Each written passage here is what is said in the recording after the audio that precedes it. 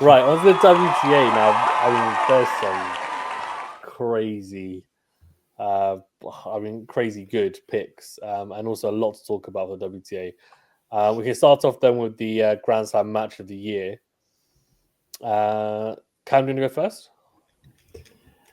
I went with Swiatek versus Osaka at the French. It was the first one that it keeps getting mentioned every Swiatek match. It almost we talk about it in some way because it was. I think it's because it was supposed to be really good, and it was. Like it was like two Grand Slam champions, two heavyweights, second round. We thought the clay would be a problem for maybe Osaka, and Swiatek would have had the advantage. So maybe we would have given it a pass had it been straight sets and Swiatek, but it lived up to that. It was match points saved, and then Swiatek went on to win the tournament, so it has even more. I don't think Swiatek had a problem after that match, so not that I can think of. So yeah, that one was for me was one that sticks in my mind as still one of the best matches that Swiatek had to play at the French, along with like the ones from last year. So Yeah, no, it's all-time classic Roland Garros match for sure. And I think the biggest shame for me was it's one of those big like what if moments if Osaka takes that match point. If she takes that match point, her season, I mean, I just wonder how differently it could have gone. And I think the big thing about that match was, like you said, Osaka on clay. You don't really associate the two as being a good match, but the fact that she played so well on clay for me was like crazy. I think it was more the fact that she looked at I guess the occasion and the player, and that really put her in a position to think like, okay, right, I need to really, I need to up my level here, and she like rose to the occasion, which is phenomenal. So that was like really impressive. I also had actually as well, and a bit of bias here because I was in the stadium watching it. But Vekic versus Paolini for the women's semi-final. yeah, yep. So it's the longest ever women's semi-final in Wimbledon history, and that match, that Vekic Paolini match, was so dramatic. I mean, there's so many like twists and turns. I remember Vekic was just blowing throughout that whole semi-final. She would look like she was like on her last legs, but she somehow kept on pulling it back and went to a final set tiebreaker, and Paolini took it 10-8. And I remember just thinking like that tiebreaker was just topsy turvy constantly as well. A lot of drama. I think it was such a good quality. I thought as well. It was really good quality, and I think that probably was highlighted by how long it went on for. But obviously, length doesn't always equal quality. But in this case, I think it did. And Paolini, we know how good she was this year as well. Roland Garros finalist, Wimbledon finalist, and Vekic obviously went on to win the Olympic silver medal as well. So obviously both players were playing at close to the peak of their powers during the year at that time. And I guess one as well, which might be in a different category, but was the Rybakina Blinkova Australian Open 2018 tiebreaker, which was just mind-boggling. But yeah, Swiatek Osaka, obviously a really good pick as well. Anthony, what was your pick? Mine was the Swiatek Osaka. So that it was the Roland Garros Swiatek Osaka. I was definitely considering Paolini versus Vekic semifinal, but Osaka versus Swiatek, while it was 5-5 in the third, I had to like pinch myself and be like, this has really happened, because Osaka's level on the dirt was something I just did not expect her to be pulling out the way that she was. Ridiculous hitting from her. She lost a very close first set in the tiebreaker, and then breadstick Swiatek in the second, and then one, I don't remember exactly how many, but I guess like won like 11 of the next like 14 or 15 games and was serving with a match point at 5-3. Like ridiculous hitting and level from Osaka.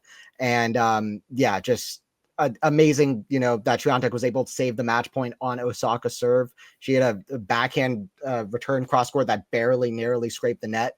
But both players played so well. They're both such great athletes, and they were hitting the ball so well, and just incredible quality. And the storyline was amazing, especially since Iga went on to take to win the title. But I mean, I can't believe I'm choosing a round 3 match for both the men's and the women's. Not gonna lie, but to me, these were both deserving of the pick.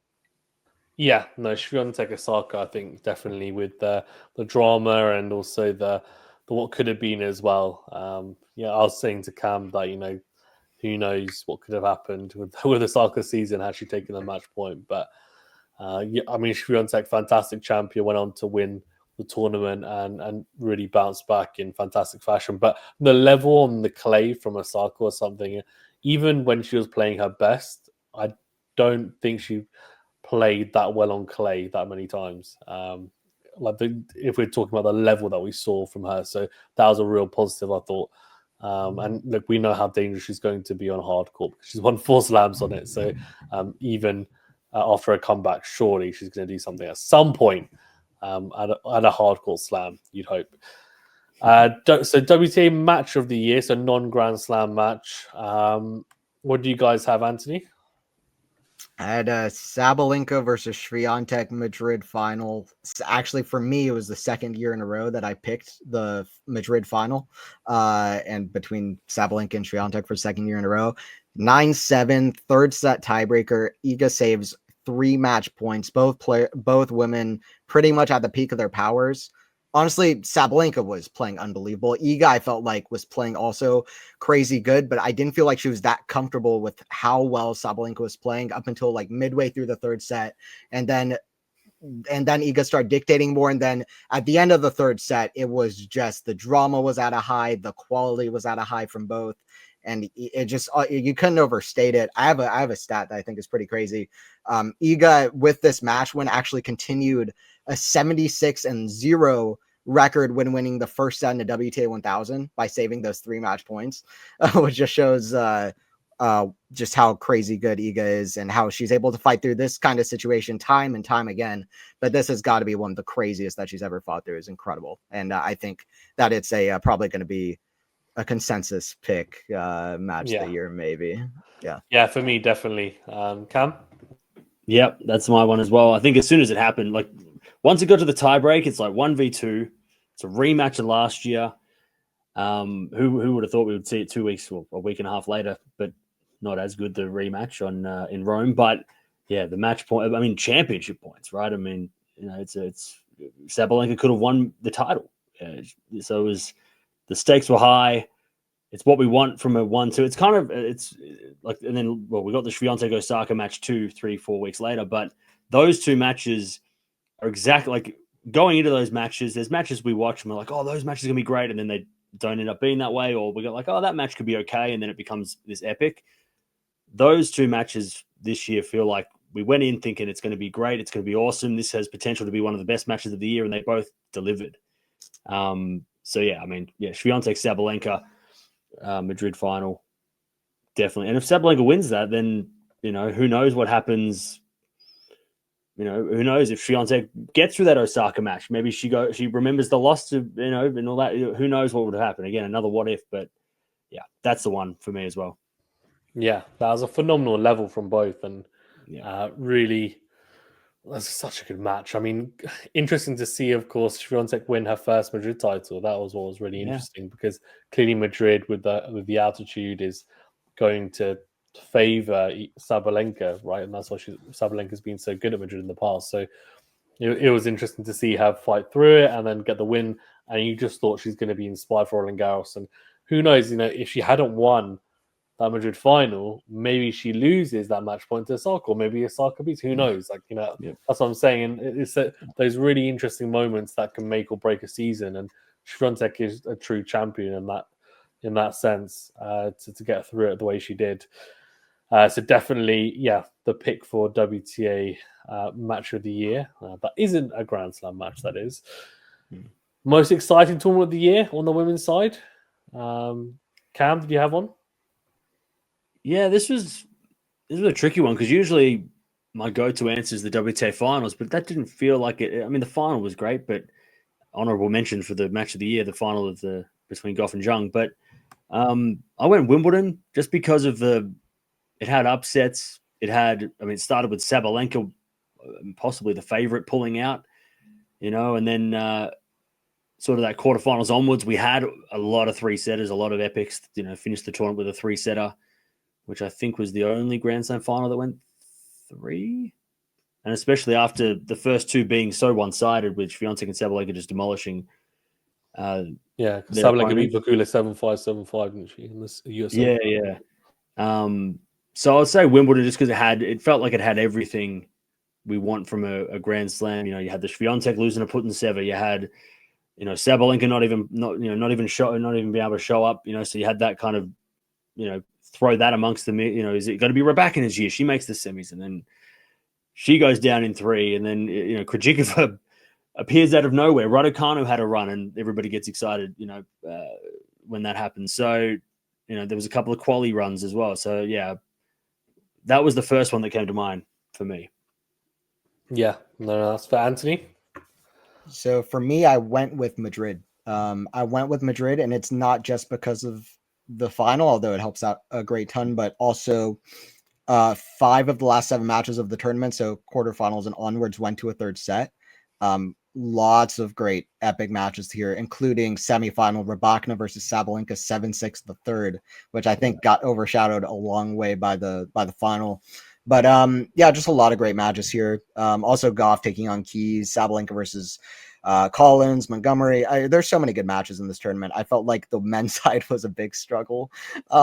It was really crazy. FA, I think, had about 2 or 3 withdrawals and retirements that he was facing. And shout out to Felix because he played a great tournament too and beat Casper. But it was kind of a crazy tournament on the men's side. So I think the ladies really saved that tournament for me. Yeah. I mean that tournament was great. But yeah, I actually Cam had Wimbledon as well. And again, it might be the bias because I was there. But I thought the quality was really good. And it was interesting because when Sabalenka wasn't there and then Swiatek went out early, you're thinking, oh, okay, the quality might not be too good. Obviously, Rybakina was still in it, but like Jabeur wasn't there, or she went out relatively early as well. Sorry, even.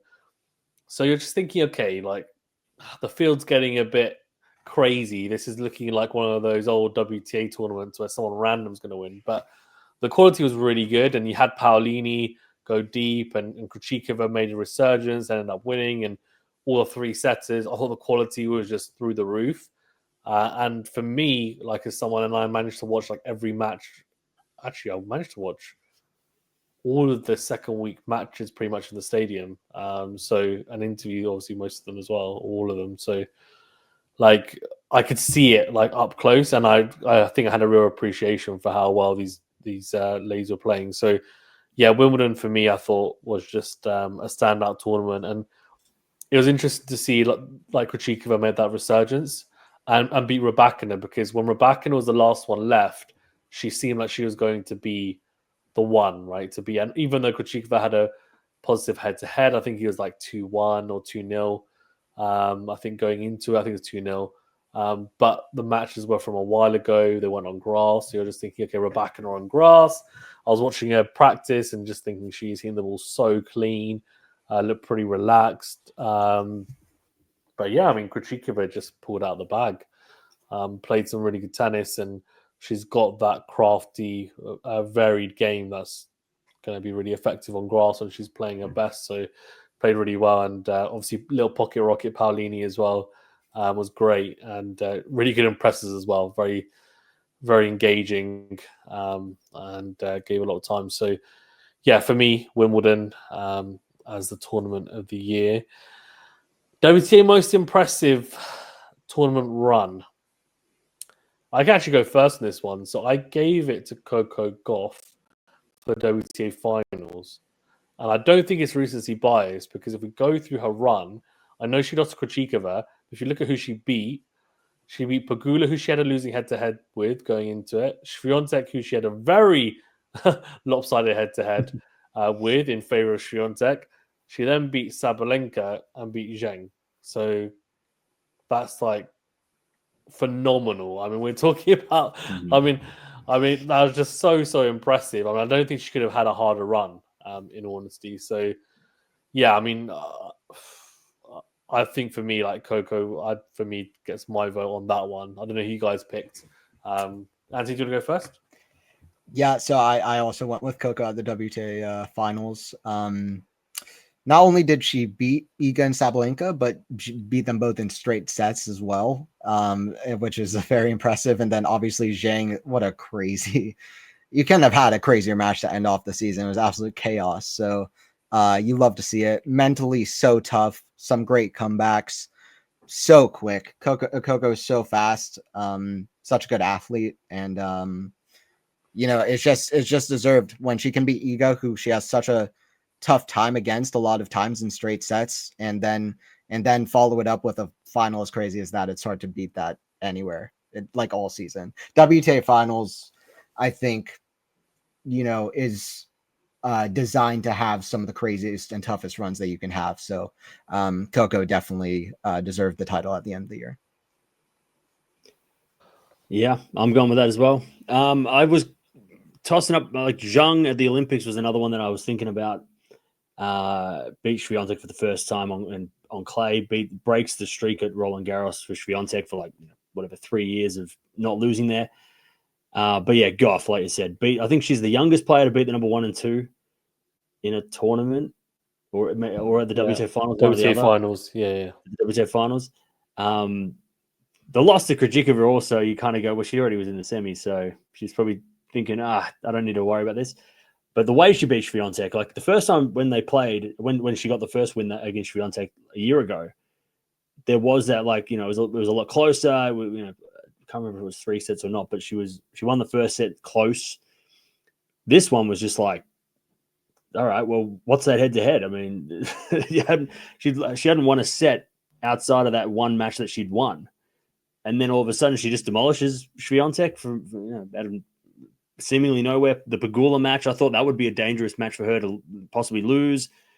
She gets that win. She's always been good against Sabalenka, but again, to get that win, and then the final, where I don't think Zhang was at match points, but she was served for the match at the end. Yeah, breaks back, comes back, wins it. I mean, it's got to be that. It's got to be that. Yeah, it's a great tournament. I mean, fantastic tournament. So more of that, please. But yeah, I mean, great for her to end the year so well, and also she had a really good run in the Far East as well. So made a final and obviously won one of the Masters 1000 tournaments as well. So yeah, really good end to the year, and interesting to see how she gets on at the Australian Open come the new year. WTA upset of the year. Anthony, what did you put? Yeah, I put Zhang defeat Swiatek at Olympics, and I as soon as I saw it, I knew this is what I was going to pick. And also, it's again not really the traditional pick because Zhang is such a top player, but Swiatek was such a massive favorite to win the Olympics at Roland Garros. Not just because it was at Roland Garros, but she seems to be so solid playing whenever she plays for her country as well in all the team events. And it was just this big thing. It seemed like everybody was kind of picking Swiatek to win semifinals. And Zhang, she got to the final of the Australian Open on hard courts, and she's known to be maybe more of a good hard court player, but takes out Swiatek on the clay, and just phenomenal level from Zhang. And it was a bit of a messy match from Iga. I will say Swiatek was up a double break in the second set for love. But then Zhang was still able to finish it off in straight sets. And like Botic, taking out Carlos at the US Open, the fact that it was straight sets just adds to it. It was a crazy upset. And it was one of those that you look at the score and you're like, oh, this is a very notable scoreline and very notable result, and it's going to be a memorable one even a few years in the future. So I had to pick that one. That's fair. Cam? Yep, me too. That's the one for me. Was it 0-5 going in? Yeah, it sounds right. She had I think she's gotten a set or two off her before, but it just never felt. It kind of was like Zhang Sabalenka. I mean, she seemed to just have those problems against the top two.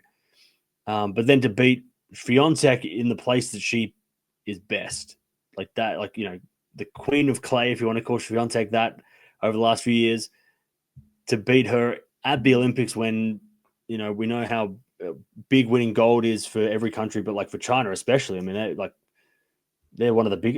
There's a lot of gold medals going that way. So how important it is to try and do that for your country there. I mean, Swiatek, yeah, like you said, it kind of like Alcaraz, on the men's side for the Olympics. It felt like they were going to be the champions. Like, oh, well, the field kind of fell away. I know that some players didn't play, especially on the WTA. A lot of players didn't participate. A lot of top players, Sabalenka being one of those. So you thought, well, this is Swiatek's. Sabalenka's the only one that's consistently been an issue over the years for clay. She's not there. It's hers. And then Zhang and then to win the gold. I think if she lost the gold medal match, it would have been like, it's still an upset, but it's like, man, just adding that extra, but going on to win just kind of goes, okay, well, that was a massive win. And then you get a massive, the gold medal for it. It's got to be that one for me as well.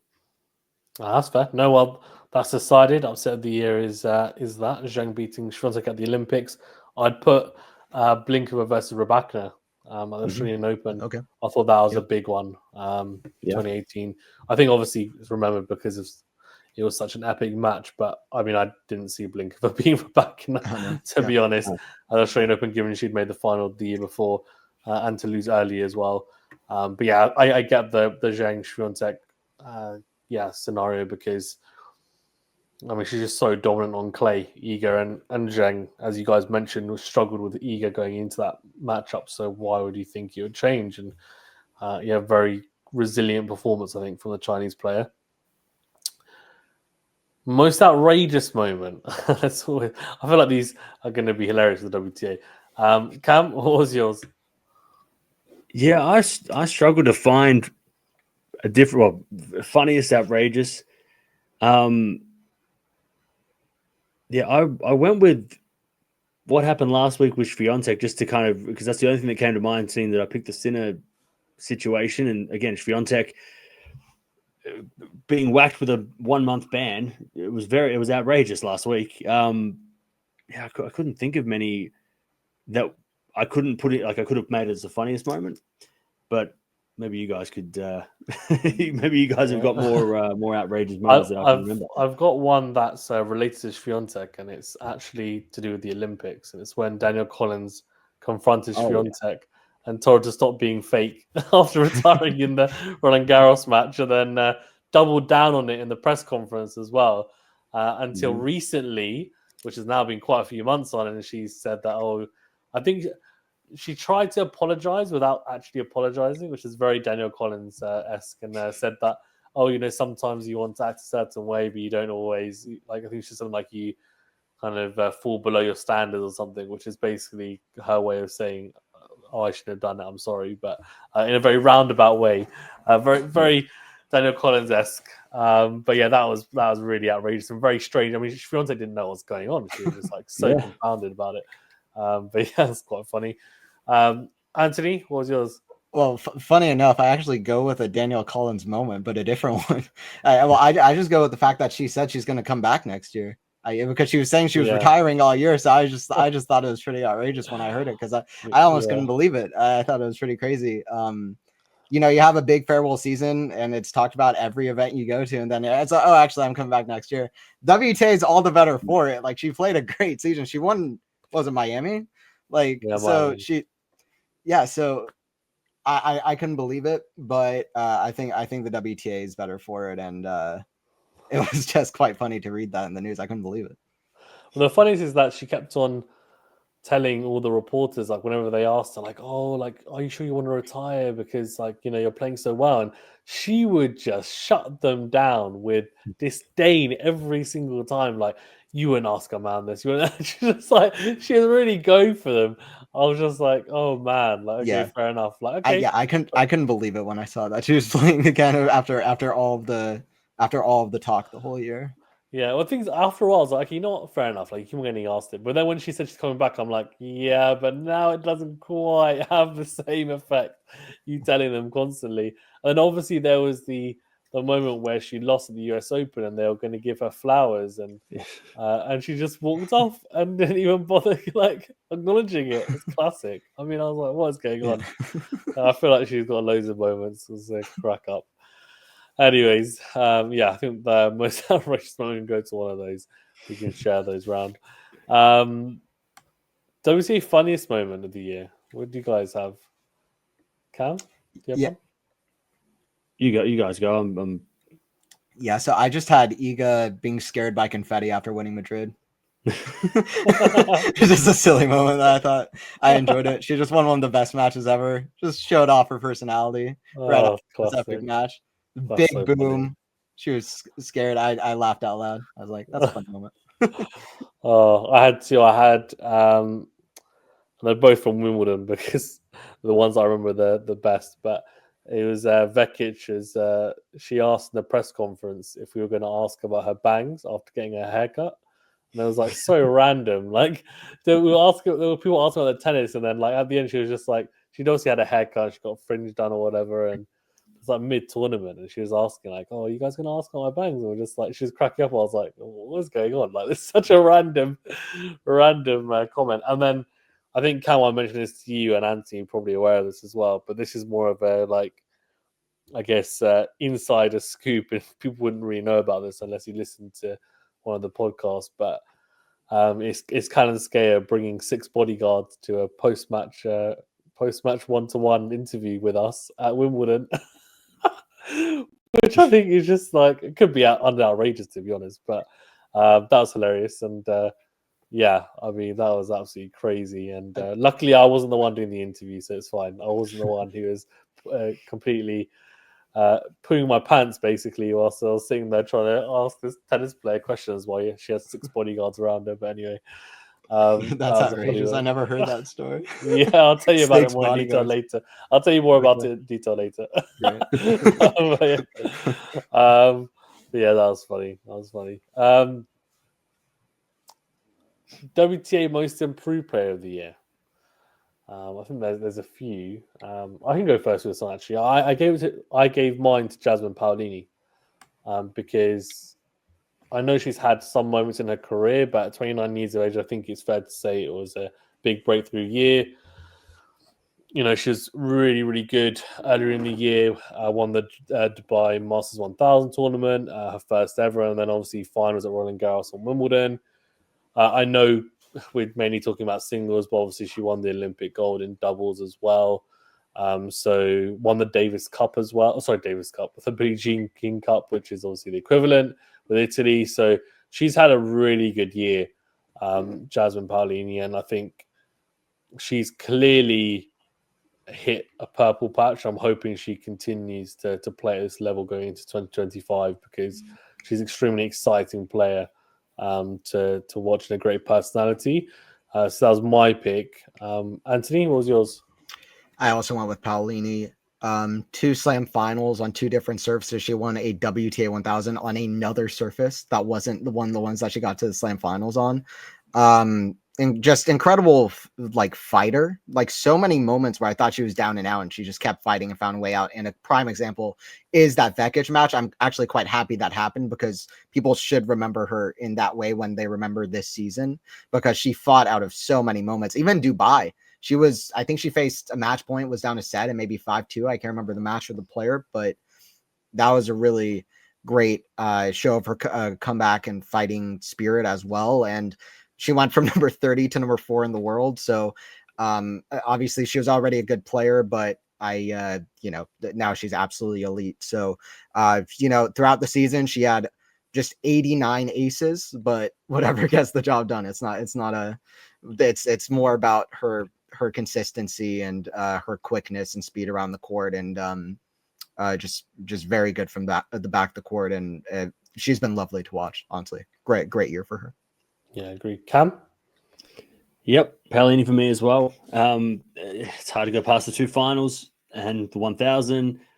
Also, I think she was 4 in the world at the end, which is equal for an Italian female. So she's kind of putting herself in there as one of the greatest Italians tennis players. If she gets a slam, then, there's only a couple of Italians that have Grand Slams. So in the singles. So, yeah, I mean, from 30 in the world, so like a fringe seed at a slam to being a 2-time finalist, top 4, it's going to be interesting to see how she does next year. See if she can replicate that is a stretch, but keeping the top 10, I think, would be a win if she can, do that. I don't think she goes high. Like, it's kind of like Demonor. She has that kind of Demonor quality of like, she's going to fight for everything. She's going to cause upsets here and there. I think she made many jokes throughout the year how short she is, and that short players can do anything, and she's an inspiration for that in that way. But yeah, it'll be interesting how she backs it up. But yeah, this year she came from nowhere, like unseeded player for 90% of tournaments, except for maybe slams if she just got in at the end. And then to do what she's done, I mean, she's at 29. She's not a young player that's kind of figured it out. It's like it's taken her a decade to figure it out. And some players never figure this out. So yeah, I mean, it's got to be her. Yeah, that's fair. And so I saw you nodding along to the short comment, like short king. He's like, nodding along. Yeah, no, I mean, she's such a quality player. I mean, she's underrated power as well, or maybe not power, but heaviness of ball. I think people don't realize, but also got pretty good hands of the net when you watch as well. So she's a really good player, and she continually fights throughout. She gives her all, and looking forward to seeing if she can carry that over now into 2025. Let's see. One of my favorites, WTA most disappointing player of the year. I think last year we had loads. This I didn't have too many. Anthony, what was your pick? Yeah, I went with Maria Sakkari. That was my pick for this one. I was considering also Caroline Garcia, I have to say, but she's dealt with enough hate coming her way anyway, and I actually have a lot of faith in Garcia in the next few years. So I felt like a more proper answer is Sakkari, because I was very excited in Guadalajara last year when she won that WTA 1000 title, and then I thought, oh, maybe it's the start of her winning titles, and she can be very consistent. She's a player that's been top 3 in the world, but she doesn't get past the third round of any slam. She loses in the first or second round of 3 out of the 4 slams. And I think she should be such a top tier player. Just made 3 semifinals all year at any level. It's like, I don't know. She made the Indian Wells final. That was a good tournament for her, but otherwise she was just very inconsistent. And I was, I really do like Sakkari. I think she's a great player to watch. I think she just has a very engaging play style and a very endearing personality, but I think she's a top tier player, but I wish that she, I don't know. She was my most disappointing player. Yeah. She's actually quite similar style of play to Paolini as well, which is interesting. Yeah, I'd agree with that. Yeah. They're quite similar. So it's interesting that, like they've had differing fortunes, but although you wouldn't pick Sakkari to make the final of Wimbledon, would you? I guess that is maybe the only thing. It's interesting how Paolini managed to do that, but yeah, I agree on Sakkari. I mean, she's got so much going for her in terms of attributes, and we know that she doesn't maybe have massive weapons, but she tends to make up for it with her movement, physicality. It just hasn't worked for her. I know she's obviously parted ways with her old coach, who I think is maybe a long time coming. Maybe should have done a bit earlier because it clearly wasn't clicking for a while in terms of at least results on court. So let's see how she gets on in the new year. But something needs to happen. She's now outside the top 30, if I'm not mistaken. I was going to mention Ons Jabeur as well, where maybe a little bit harsh. I know she's obviously had some injuries and off court as well. She's been affected by a few things, so maybe you could say that hasn't quite been 100% there mentally and potentially physically as well. And then one which would have been quite harsh is Naomi Osaka, which I think mainly just because I think we thought she'd probably do a lot more after that Roland Garros match, but didn't manage to kind of push on. But I think Sakkari's a really good shout. Cam, who do you pick? So yeah, I agree with all those picks, but I'm going Rybakina.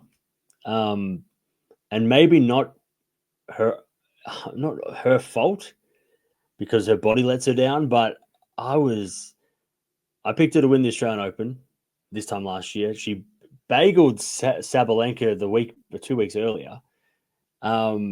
loses that match in Australia. She makes the semis of the Wimbledon. You go, oh, she's going to win it now.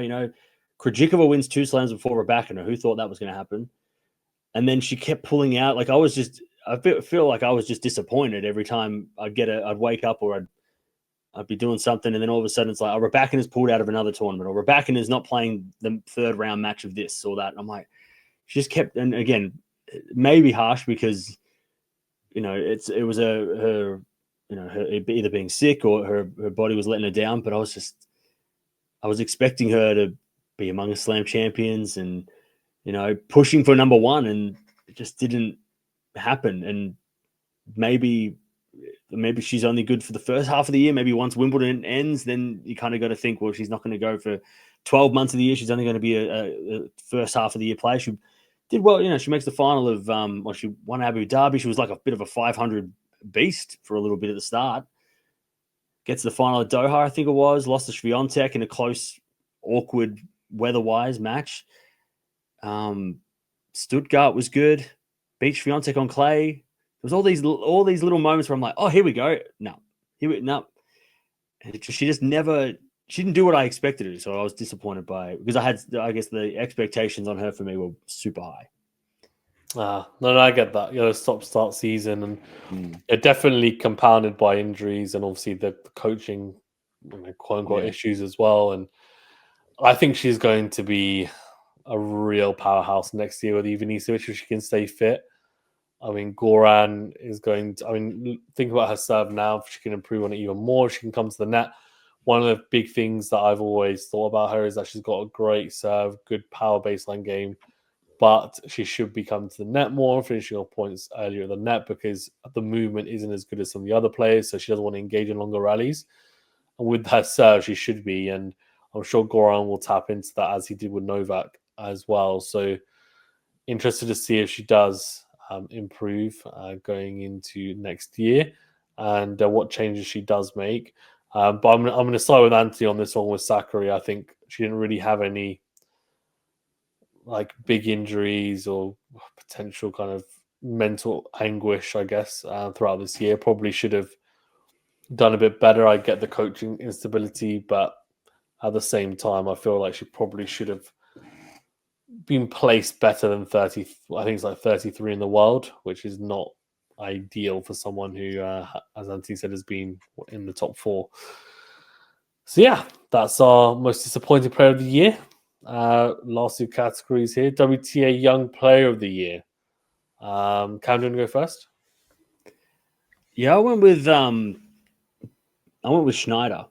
I think is she 20 years old, I think. I know that she's been sort of, I think the start of 2023, she was kind of like, she was pushed, I think she might have pushed Sakkari actually, and then kind of got on the radar there and was thinking about going to college and stuff. But then the end of this season, pushing towards top 10, she is scary in the best way. So yeah, I think I'm going with her as young player of the year because I didn't know if Andreeva still qualified because she's kind of been around for she was like that last year's, I guess one of last year's choices, but I feel like someone who's not yet heard of because she hasn't quite done the big thing, getting to a final or semis of a slam or anything.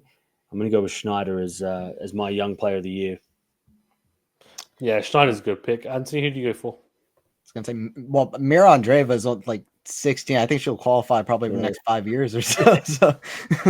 I went. I said Coco if she counts because she is still young, but she's been around for like so long. If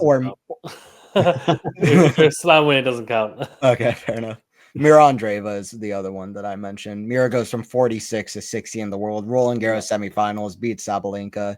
Good on all surfaces. The stroke production that she has on her shots is amazing. Great, just all around looks great. I think maybe the serve will use some work down the road, but she just looks great, and I think she's gonna be a real top threat in a few years' time. And she's already showing she's a great player. So she was my pick.